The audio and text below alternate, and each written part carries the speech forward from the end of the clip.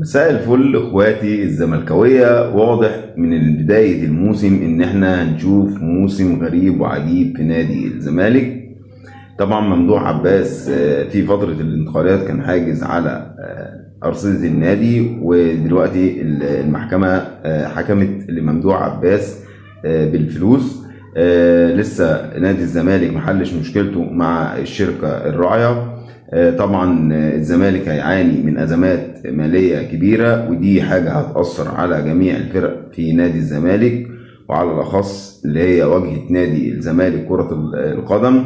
دي اكتر الاشياء اللي هتتضرر من اللي حصل في نادي الزمالك.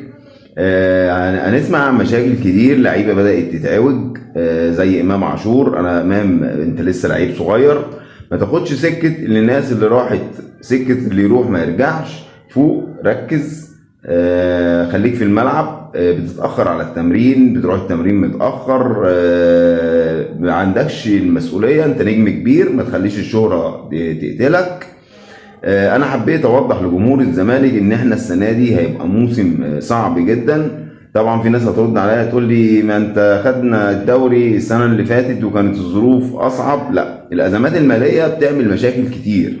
انت عندك لعيبة محترفين، عندك مدير فني اجنبي، كل الناس دي ما بتتعاملش بالعاطفه عشان انت كجمهور ما تجيش تلوم على حد. لا، ده بشغلهم واكل عيشهم. كل اللي احنا مطلوب مننا كجمهور ان احنا هندعم لاخر دقيقه في الموسم، وفي ظهر لاعيبتنا وفي ظهر النادي. لكن انا عايز اقول للناس، اشمعنى جمهور نادي الزمالك اللي دايما لازم يعيش في توتر، دايما عايش في قلق؟ احنا الانديه والنادي الوحيد اللي بيتعمل لنا لجان مجالس بتتحل. لا، ده حجز على فلوس النادي. ممدوح عباس قعد 10 سنين، اقسم بالله اسود من السواد، اسود من السواد. هو لو راجل عنده دم ما يطلبش بالفلوس دي. ده انت دينت النادي بارقام، وسبب الفقد اللي هو القيد اتوقف في الزمالك كان من برضه من اسباب ممدوح عباس. مجلس الاداره اللي موجود حالي او اللي كان سابق قبل كده او دفع فاتوره كبيره بسبب ممدوح عباس. انا كجمهور الزمالك ذنبي ايه؟ مشكلتك مع مرتضى منصور، خلي مشكلتك بينك وبين مرتضى منصور.